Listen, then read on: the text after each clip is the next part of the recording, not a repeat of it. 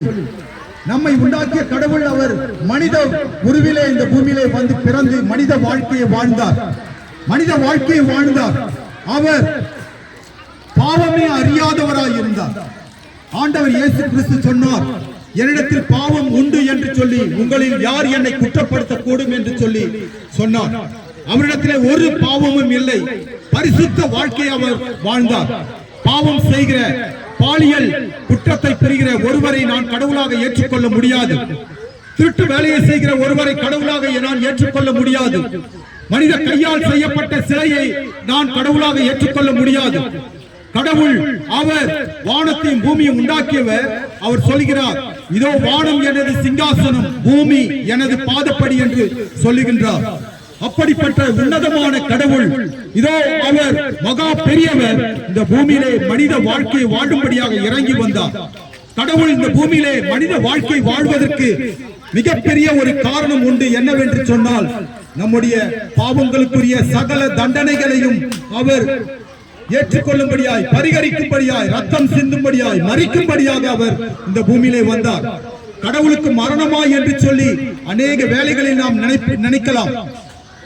ஆம் என் அன்புக்குரியவர்களே, இயேசு கிறிஸ்து கடவுள் மாத்திரமல்ல, அவர் உண்டாக்கிய தேவன்.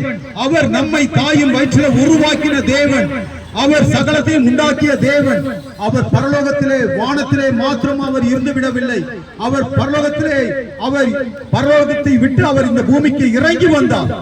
மனித வாழ்க்கையை வாழ்ந்தார். அவர் மனித வாழ்க்கையை வாழ்ந்தார். 33 வருடங்கள் இந்த பூமியிலே வாழ்ந்து அவர் வாழ்க்கையினுடைய இறுதியிலே தம்மையே நமக்காக அவர் பலியாக ஒப்புக் கொடுத்தார். அவர் கொடூரமான சிலுவை மரணத்தை நமக்காக ஏற்றுக்கொண்டார். இயேசு கிறிஸ்து கடவுள், அவர் நமக்காக மரித்தார். கடவுளுக்கு நிச்சயமாக மரணம் இல்லை, மாறாக மனித வாழ்க்கையிலே நமக்கு மரணம் இருக்கிறது. அந்த மரணத்தை தான் இயேசு கிறிஸ்து அவர் ஏற்றுக்கொண்டார். அவர் சிலுவையிலே மரித்தது உண்மை, இது வரலாற்று உண்மை. அவர் சிலுவையிலே அறையப்பட்டது உண்மை. அவர் கரங்களிலும் கால்களிலும் ஆணிகளால் துளைக்கப்பட்டது உண்மை. அவர் நமக்காக சிலுவையிலே மரித்துவிட்டு அப்படியே மறைந்து போனவர் அல்ல. இயேசு கிறிஸ்து 3ஆம் நாளில் உயிர் தெழுந்து அவர் இன்றும் உயிரோடு இருக்கிறார். அவருடைய கல்லறை இன்றும் திறந்த நிலையில் இருக்கிறது. இயேசு கிறிஸ்து இதோ இந்த இடத்துல இல்லை, அவர் உயிர்த்து விட்டார் என்று எழுதப்பட்டிருக்கிறது. அவர் நம்முடைய சொந்த வல்லமையினாலே பரலோகத்திற்கு வானத்திற்கு எழுந்தள்ளி சென்றார். அவர் இந்த பூமிக்கு வரப்போகிறார். நம்முடைய மனித வாழ்க்கை இந்த பூமியோடு கூட முடிந்து போவதில்லை. இந்த உடல் அழிவுக்கு செல்லும். ஆனால் நமக்கு ஆத்மா என்று ஒன்று இருக்கிறது. ஆத்மா என்ற இதோ ஒன்றை ஆண்டவர் நமக்குள் வைத்திருக்கிறார். இந்த ஆத்மாவுக்கு முடிவே இல்லை. இந்த ஆத்மா நாம் செய்கின்ற பலனை இந்த ஆத்மா அடைய வேண்டும். ஆண்டவர் இயேசு கிறிஸ்து வருகையின் பொழுது அவர் உலக தோற்றம் முதல் கடைசி மனிதன் வரை எல்லாரையும் அவர் உயிரோடு எழுப்புவார் என்று திருமறை பைபிள் கூறுகிறது.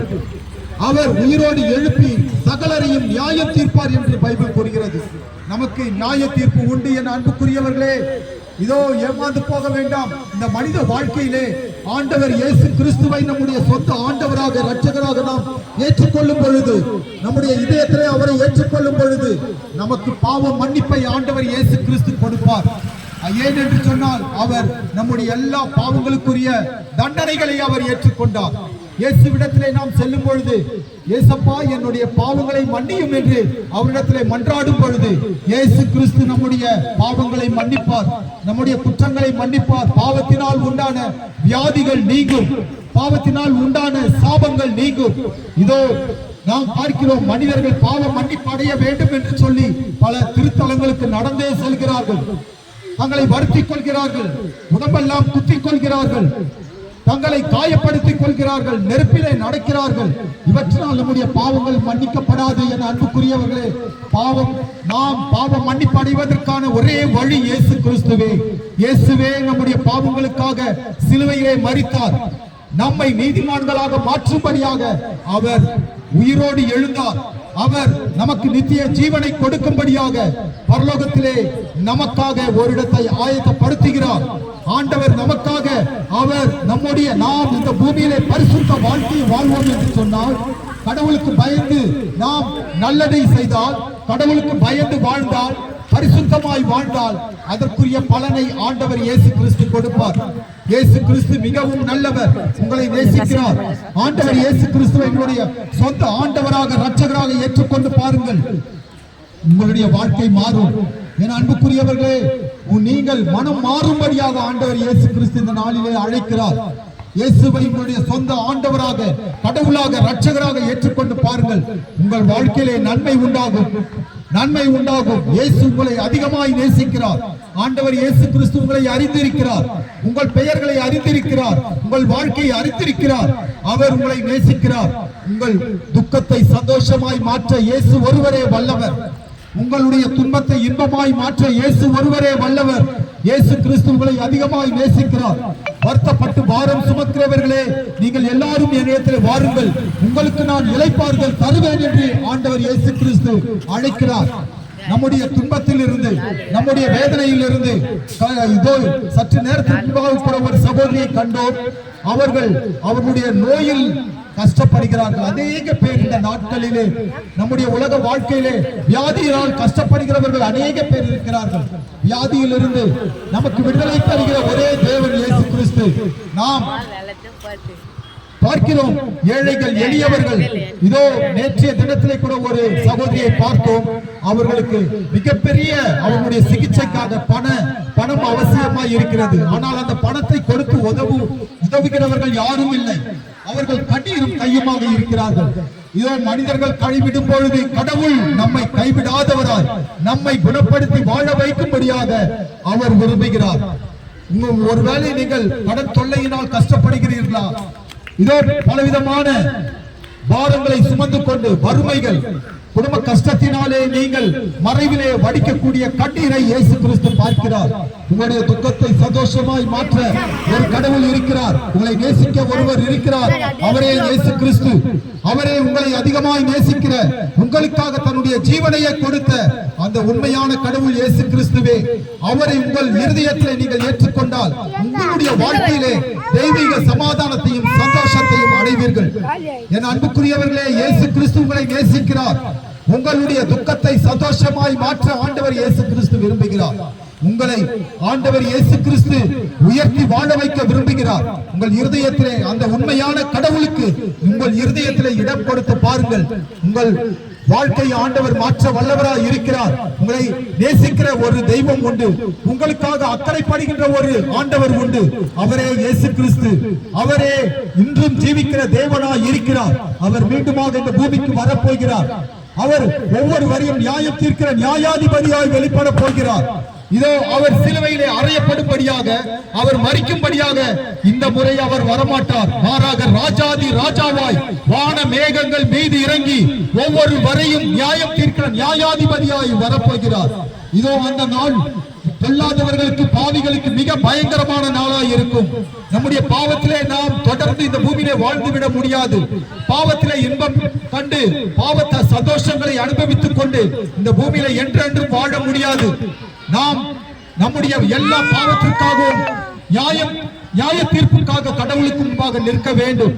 அந்த நாளிலே நாம் நம்மை படைத்த கடவுள் நமக்காக ஜீவனை கொடுத்த ஆண்டவர் இயேசு கிறிஸ்துவாலே ஏற்றுக்கொள்ளப்பட வேண்டும் என்று சொன்னால், இந்த நாளிலே பாவ வாழ்க்கையிலிருந்து மனம் திரும்புவோம். எது பாவம் என்று சொன்னால், இதோ கொலைகள், திருட்டுக்கள், விபச்சாரங்கள் மாத்திரம் பாவம் அல்ல. நம்மை படைத்த கடவுளை நாம் நேசிக்காமல் இருந்தால், அவருக்கு நம்முடைய இருதயத்தில் இடம் கொடுக்காமல் இருந்தால், அதுவே மிகப்பெரிய பாவம். இன்று நாம் பார்க்கிறோம், பெற்றோர்களை கவனிக்காத நடு ரோட்டில் விட்டு விடுகிற பிள்ளைகளை பார்த்து நாம் சொல்லுவோம், அவன் கொல்லாத பிள்ளை என்று சொல்லுவோம். பெற்றோரை கவனிக்கவில்லை என்று சொன்னால் அவர்களை கொல்லாதவர்கள் என்று முத்திரை குத்தி விடுவோம். ஆனால் அதை விட மிக பயங்கரமான ஒரு பாவம், இயேசுவை நாம் மறுதலித்தால் அது மிகப்பெரிய பாவம். இயேசு வேண்டாம் என்று சொல்லிவிட்டால் அது மிகப்பெரிய பாவம். ஏன் என்று சொன்னால், நம்மை படைத்த கடவுள் நம்மை தேடி, நம் ஒவ்வொரு வரையுமே தேடி நம்மை வாழ வைக்கும்படியாக இந்த பூமிக்கு வந்தார். அவர் நமக்காக தம்முடைய ஜீவனையை கொடுத்திருக்கிறார். அவர் நமக்காக அவர் சிலுவையிலே அறையப்பட்டார். பாவமே அறியாதவர் நமக்காக அவர் பாவம் உருவாக்கப்பட்டார். பாவம் உருவாக அவர் சிலுவையிலே தொங்கினார். நம்முடைய சாபங்களை ஏற்றுக்கொண்டார். நம்முடைய சாபங்களில் இருந்து விடுதலை ஆவதற்கான ஒரே வழி இயேசு கிறிஸ்துவே. அவர் நம்மை அழைக்கிறார். ஆண்டவர் இயேசு கிறிஸ்து உங்களை அழைக்கிறார். என் அன்புக்குரியவர்களே, உங்களை அதிகமாய் நேசிக்கிற இயேசு கிறிஸ்துவுக்கு உங்கள் இருதயத்தில் இடம் கொடுத்து பாருங்கள். உங்கள் வாழ்க்கை மாறும். தெய்வீக சந்தோஷமும் சமாதானமும் உங்கள் வாழ்க்கையை நிரப்பும். இயேசு கிறிஸ்து உங்களை நேசிக்கிறார். இந்த வேளையிலும் கூட நாங்கள் ஒரு சிறு பிரார்த்தனை உங்களுக்காக ஏறெடுக்கிறோம். அன்பின் தெய்வமே இயேசுவே, இந்த இடத்திலே வாழ்கிற உமது நற்செய்தியை அப்பா இதோ கவனத்தோடு கேட்ட ஒவ்வொரு வரையும் கூட தேவன் இந்த வேலையிலே ஆசீர்வதிப்பீராக. அவருடைய துக்கத்தை சந்தோஷமாய் மாற்றுவீராக.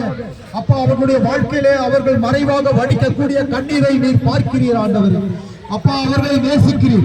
நீர் அவர்களை நேசிக்கிற நல்ல தகப்பனாக இருக்கிறபடியால் அப்பா அவர்களுடைய வேதனைகளை தேவரீர் மாற்றுவீராக. கவலை கண்ணீர்களை மாற்றுவீராக. அப்பா இந்த வேலையிலே ஒவ்வொரு வரையும் அது திருக்கரத்திலே நாங்கள் ஒப்புக்கொடுக்கிறோம். இந்த பகுதியில் இருக்கிற ஒவ்வொரு குடும்பங்களையும் நாங்கள் ஒரு திருக்கரத்திலே ஒப்புக்கொடுக்கிறோம். ஒவ்வொரு வரையும் ஆசீர்வதிப்பீராக. சிறு குழந்தைகளை ஆசீர்வதிப்பீராக. உண்மை பற்றிய அறிவிலே அவர்கள் வளரட்டும் ஆண்டவரே. அப்பா கரத்திலே நாங்கள் ஒப்புக்கொடுக்கிறோம். இந்த இடத்தை ஆசீர்வதிப்பீராக. நன்றியோடு உம்மை துதிக்கிறோம் இயேசு கிறிஸ்துவின் நாமத்தில் பிதாவே, ஆமென்.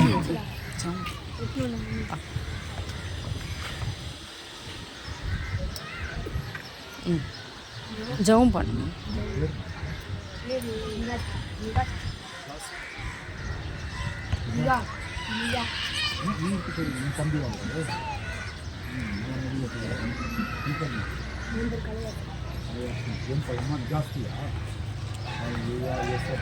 அருமையான குழந்தைக்காக நாங்கள் நன்றி செலுத்துகிறோம் ஆண்டவரே. நன்றி பிதாவே, நன்றி இயேசப்பா.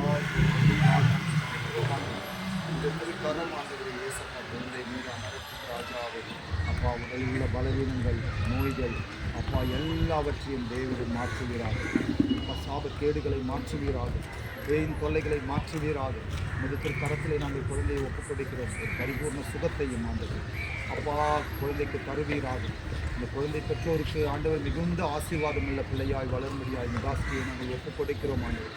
அப்பா கலையரசரை ஆசீர்வதிப்பீராக. முக்கியமாக இருக்கிற அருமையான அந்த மகனை ஆசீர்வதிப்பீராக.